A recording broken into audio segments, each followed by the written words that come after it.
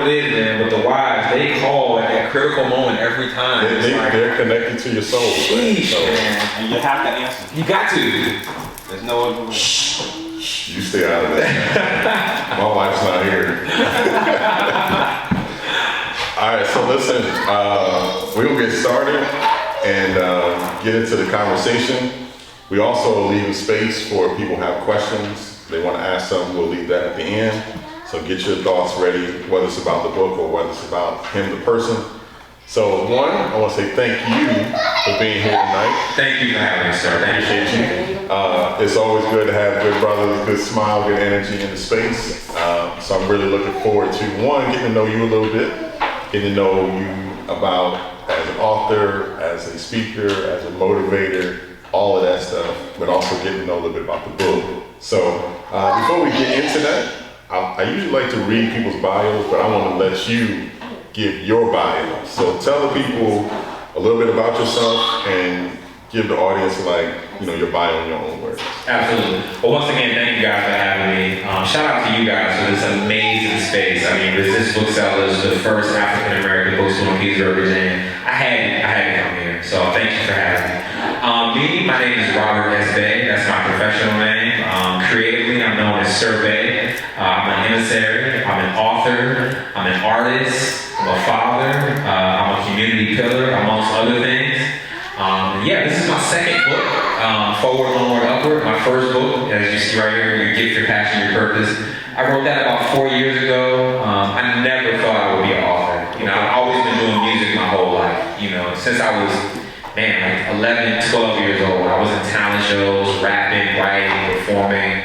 And, since I've been making music since a youngster, I utilize that to channel my creativity into books now. I've always been writing, but instead of lyrics, I just channel it into books. So, I started out with creativity, making music, and then, I realized I wanted to express myself in a different way, and came out with my first book. And after that, yes, I am Indigo. That's I am Indigo. He's all good. I'm a father. Yes. Little kids, they'll be quiet until the time of year. love the energy. So you made the detour. I shouldn't say detour. You added a new lane. Yes. Into writing books. Which would you say is most challenging for you? Wow. They're equally challenging. Music isn't that challenging because it's more of a free-form expression. However I'm feeling at the moment, I can just let it off in the studio, in the booth. But writing, I would have to say writing is a little bit challenging because it's a more universal construct where you're going to be speaking to a more broader audience and you want to connect with a certain group or demographic or a certain context. So I'm always in the back of my mind thinking, how is this going to connect? Is this going to land? Does this make sense? So it is a little more strenuous and challenging with releasing publications, I would say. Absolutely. So we interview and talk to authors all the time. Yeah. And the one thing I notice as a difference between musicians is that when you perform, you get instant feedback. Yeah. Right? So they clap. Yeah. They look at you and they say, oh, I love it. But with writing, it goes out to the world and you don't know if they're going to love it, hate it. They may not say anything. You're like, how does that feel as a difference between being a musical artist? Right. You can get instant feedback, though, right? But maybe not as a book writer. Yeah. Wow, that's a great question. Yes, absolutely. With music, it is instant because sound is right there, so on the spot, so you can kind of tell if somebody's feeling the beat, feeling the lyrics, feeling it. With a book, like you said, it's just out there, and you won't know unless somebody gives you feedback. Sometimes you'll never know. You'll never know how you impacted somebody's life. I would say it's more impactful with books because if I put out an album or a mixtape, it's good for 6 months, 12 months, a year, 2 years. Unless it's a classic that just stands the test of time. Right. It's just in and out. But books, they stand the test of time. I mean, you can get a book now and read it, come back to that book 10 years from now, it's almost an entirely different book because your mentality has changed. So releasing books is more of has more of a staying power to me, you know what I'm saying? And in relation to the feedback, I actually enjoyed the book feedback better because it seems to impact people in a more powerful way. You know, a lot of people, everybody doesn't like to read, and that's why I do this. Is, you know, yes, there's audiobooks, and yes, there's other ways to digest the information, but to actually be able to touch the paper, to be able to touch the papyrus, and read the words and put your finger on the book, y'all showing up. You know, it's a whole different process. So, you know, when people reach out to me about my book and say, hey man, you changed my life, or you really created a new way for me to think. You know, I wasn't thinking about that this way, and now that I'm able to read this book, it gave me a new way to look at things. So, the book feedback is a lot more fulfilling to me. I love both, but the book feedback is more fulfilling. Yeah, and it sounds like you care about people, you care about the community. Yes. And having something that has staying power is, you know, important because you want to help the community not just for today, but for the future. So I can definitely see that, especially from your position. So what were your early inspirations for writing?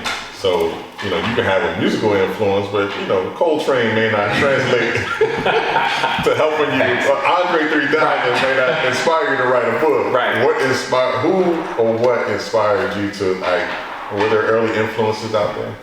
I actually, well, in school, they used to make us read a lot of books. I remember reading the book of Mice and Men. Mm-hmm. And that book always stood out to me because I didn't relate to the book at all. I mean, I wasn't from that part of the country. It was about two Caucasian guys, and there's nothing that I could relate to. But the writing was so captivating and descriptive that I was in that book like it was a movie. I couldn't let go of the page. So to be able to captivate somebody with words on a page, it started from a young age. I just was doing it lyrically through music. I would write down lyrics and just, you know, transfer it into music and look at it that way. But realizing, hey, you know, I can actually slow down and direct my message, direct the context this way, because everybody learns different. You have tactical learners who have to touch things to learn. You have people who have to hear it, and people who have to read it. So I look at it from that point. Like, you know, I've been delivering music so long. How else can I reach out and touch people? And that's really what inspired me. Just a different way to use my message, a different way to present my message, and the things that I want to talk about.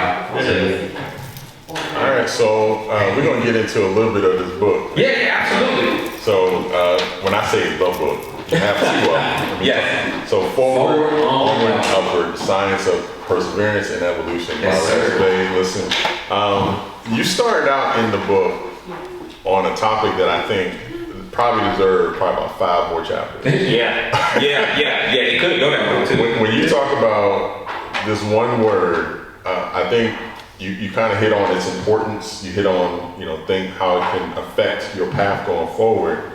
Let's talk about that word, fear. Why did you start there, and why did you see that as pivotal to the rest of what you're trying to do in the book? That's a great question. I had to start with fear because there's a misconception about fear. A lot of people think you have to remove fear. People think that you don't need fear. Fear is your enemy. And I'm here to change the narrative on it. I'm here to say fear is actually your friend. Fear is an internal sensor that's going to let you know if there's an immediate danger. But at the same time, we have this concept of once I start to feel fear, I have to conquer it and just not feel it. No, that's your body communicating to you. So it's really about the inner dialogue. It's like, why am I feeling this? What am I afraid of? What do I need to know? What's in my environment that I need to pay attention to? And instead of being afraid of fear, you integrate your fear and make it a tool. So it becomes a cultivation or a mastery. So that way, because unfortunately we're living in a world, a society that's based on fear. A lot of people, actions and motives are based on fears, things that haven't happened that they don't want to happen. So a lot of people's movements are based on that. And if you're looking at fear as a thing that you shouldn't be utilizing, a lot of this can backfire. So, my thing was, let's start with this fear thing. Let's define it. Let's look at it. What is it? And how can we utilize it for our benefit? That's right. Yeah. So I was reading that chapter, and I was trying to think of people that could absolutely benefit from reading that chapter alone. Yeah, man. And the one group that came up was entrepreneurs. Ooh. Right? When you got to step out on your own, sometimes leave a job, sometimes go into an unknown space, and you stand on an island, entrepreneurs seem to have, they're racked with fear no matter what. Yes. They may still progress. Yeah. Like you said, Right. but they still have that fear. What other people, groups, do you think could really benefit from examining fear the way you talk about it? Definitely entrepreneurs. I love the saying, entrepreneurs we're like people who jump out of a plane without a parachute and create the parachute in midair. I kind of like Right, you know what I mean? So entrepreneurs, artists, anybody who's stepping out from the quote-unquote norm or from the pack. Because yes, we have traditional ways to make money, traditional ways to advance, but everybody learns and interests are different. So, you know, it's not one size fit all. So to step out of the mold is scary. You know, just to say, hey, I want to do this, I'm going to fund it, I'm going to have people come, even doing this event, you know, it's scary. You know, you don't know who's going to come, who's support, but you got to keep going because you have to start somewhere. It's going to keep gradually building. And you're learning as you go. You see, like, the thing about fear is people are scared to feel fear, but it should be filling into your fear. Once you have fear, it's about filling into it. So if you play sports, if you're an entrepreneur, especially young guys in the community with emotional intelligence, fear is the number one thing. Because a lot of the stuff that's happening out here is based on fear. People are just scared. Right. They're just reacting off of fear, and the emotional intelligence goes out the window once you're in fight or flight mode, you know, or freeze mode, you know. So it's like it overtakes your body. You don't know what to do. You get into this kind of buffering state of trying to figure out what's the best decision to make because you yourself haven't cultivated a healthy relationship with your fear. So you get it. The number one group is entrepreneurs. I'm only saying that because I'm sitting here and we have entrepreneurs in the room. All in the building. Right. So I know that topic comes up quite a bit. Yes, absolutely. And I know how we process it is pivotal to how successful we are. Absolutely. Because a lot of times my fear may not actually come to fruition. Yes, right? Absolutely. But I may not even go towards the wall, let alone try to climb it or get through it because I'm fearful. Because of the fear. It stops you right in your tracks. You don't even get to the steps. And you know, it's a failure thing. A lot of people fear failure, but failure is just a stepping stone to learning and to success. Like the pathway to success is paved with failures, quote unquote, because you're learning from each step. Unfortunately, we don't have traditional systems that are here to teach us how to be entrepreneurs or how to do things on our own. So we gotta do it on our own. It takes courage. It really takes courage to get up and say, I want to do this, I believe in myself, I'm passionate about it, and I'm gonna make a way. Because everything outside of this, of your dreams in the world is telling you opposite. You can't do this. Why are you trying to do this? You know what I mean? So everything's gonna be the opposite. So you have to have some type of internal fortitude to be like, you know what? I gotta block out the outside noise. I gotta get in tune with my fears, acknowledge them, and utilize it for fuel. Yeah. I want to say before we get too far, shout out to MBL. Oh yes, the Metropolitan Business League. Thank you. And this wraps up right with the topic of fear. One of the key ways that you can get past it is to be able to talk to somebody who's going the same path as you. Yes. So organizations like NBL for entrepreneurs, business owners. I'm sure there's people in the entertainment industry that can help, you know, talk you through like, hey, I've been through what you're going through. Yes. I can help you kind of process your fear. Almost do what you're talking about in the book to kind of get me through it. Mentorship and connection with other people is important. So I like the fact that, you know, you're not prescribing that they go it alone by themselves. Right. Introspection, knowing fear, doing that, but also being connected to other people. How important was that on your journey, specifically as it relates to everything you talk about in the book, to having those connections with people who may have worked through their fears, right, and going in the same path, or at least onward and upward, like you know. Wow. Yes, mentorship, peer groups, social groups are crucial. It's vital. I mean, having a good support system, whether it's family, friends, a business group, a social group, it can really be the making or breaking factor. You know, humans, we have an innate need to socialize and help each other. So with me personally, I mean, I have a very strong family unit. My mother, my father, my wife, my children always inspire me.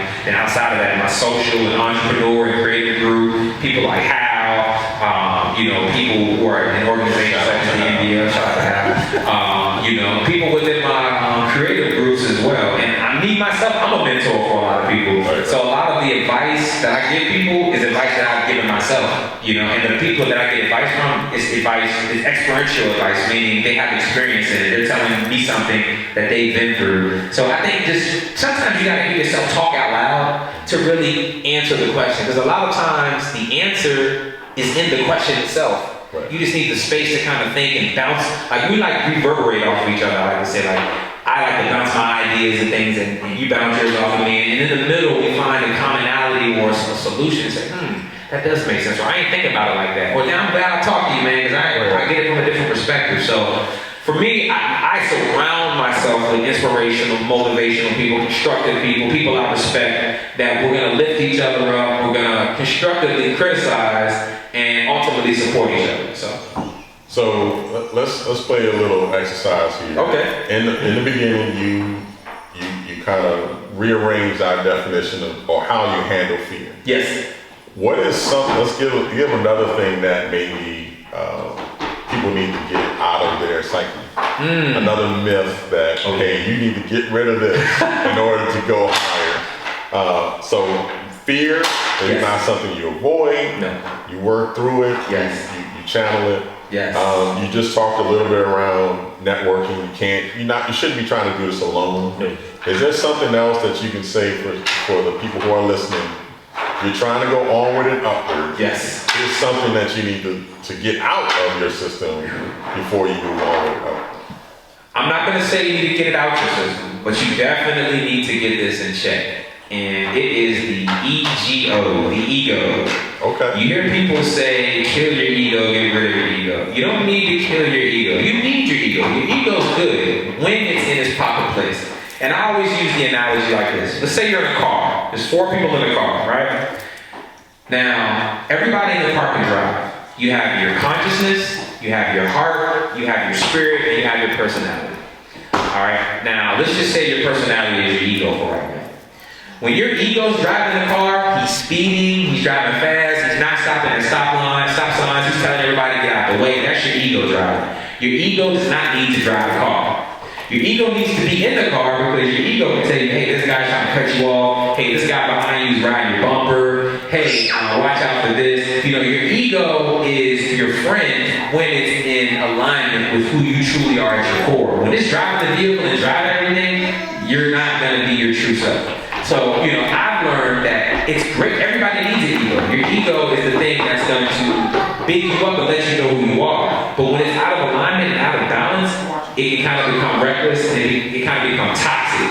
So putting that ego in check and realizing, hey, my ego is one aspect of me. It's not the primary aspect. It's in alignment with the other aspects of me. My conscience, my heart, my intent, so on and so forth. So I learned that. All right, so along the way, you probably learned some other things. Yes. What about the thought that you have to have it all together before you really get started? Oh no, I mean, that's the thing. You know, I'm 41 years young, and let me tell you, there's no real order. I know people who got the money, they got all the money they ever could imagine, ever dreamed of, and once they got the money and became rich, they said, man, you know what? I gotta get my health right. I gotta get my mind, I gotta get my spirit right? I don't even have my spirit together. And then I know people who are spiritual and conscious and holistic and they do all the things. They say, hey man, my money's not right. You know, like, I'm righteous, but I'm broke, or you know. So there's no order, but what I've come to learn is you have to fulfill all capacities. You have to have your mind right. You got to get your money right, the economy. You got your economics. You got to get that right. You got to get your physical health right? You got to get your spirit right, your soul right. So it's a gradual process of evolution, of learning, of refinement, of learning who you are, and realizing that you're not going to be able to do everything at one time. There is no such thing as, because the thing is we say, all right, once I get this amount of money, I'm going to be happy. And then you get that amount of money and you're not happy. Right. Or once I do this, then everybody will treat me like this. It doesn't work like that. You have to gradually figure out what you're excited about, what you're passionate about, what you want to do, why you want to do it, right? And that's where the fulfillment comes in. It doesn't matter if you're getting paid, who notices, none of that. You're fulfilled because you love what you're doing. You would do this for free. You would do this if nobody was watching. That's where the happiness comes in at. So once you kind of get a hold on that, the other elements will start to align and form in your life. The people that you need to meet will start to come around. The menus you need will become available. You know, I wrote my second book now at bookstores in Petersburg, our hometown. And it's like the universe works in your favor. It conspires for you when you believe and work, you know, towards your goals. I love the thought about order. Yes.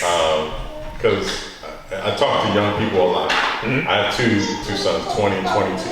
Amazing. And the one thing I've been trying to tell them, now they're gonna make their own path. Right. Focus on what makes you happy, not the money. Yes. If you do what makes you happy, Yes. and you do it well, Yes. the money will follow. That's right. But I think somebody told me that when I was young, and I still went my own way. Oh yeah, you're going to. We're going to. We're gonna do that. So I feel like in the book you try to prescribe not a recipe, like here's the one thing you gotta do, 2 parts of that, 3 parts of that. Right. But it's kind of a way of thinking. Yes. More so than doing these exact steps. Why did you approach it that way as opposed to like, nah, I've been to the mountaintop. You need to take step 1, you don't do it like this, 5. you go fail. Right, No. you go fail. Why did you go that route? Oh, that's a great question. So it's like cooking. I can give 10 people, I can tell 10 people come in the kitchen, I'm gonna give you all this recipe. Here are the ingredients, the amount of ingredients you need to use. You guys cook this dish. 10 people are gonna cook the dish with the same ingredients, the same instructions, but those 10 dishes are gonna taste entirely different. Because everybody has their own energetic signature. So, you know, like you said, like your son, I mean, I have people who tell me, you know, this is what you should do, this is what you should do. But there is no necessary order per se. It's about